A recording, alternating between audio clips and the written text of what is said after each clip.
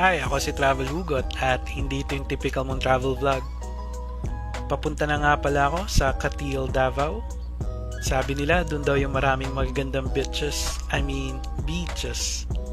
Kaya hataw tayo kahit 4 hours ang biyahe. At this point, medyo napagod na ako, kakadrive, kaya nagtanong na ako kung meron bang malapit na pasyalan. Alam mong nasa liblib ka na lugar pag ganito na yung gas station nila. Nice! Sabi ni ate meron daw malapit na waterfall sa lugar. And to my surprise, ayos to. Maganda, walang katao-tao. Ito yung gusto ko sa mga waterfalls, yung di mo siya hinanap pero bigla na lang dumating. Tapos di mo in-expect, nahulog na pala yung loob mo sa kanya.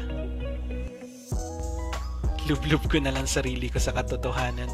Let's go!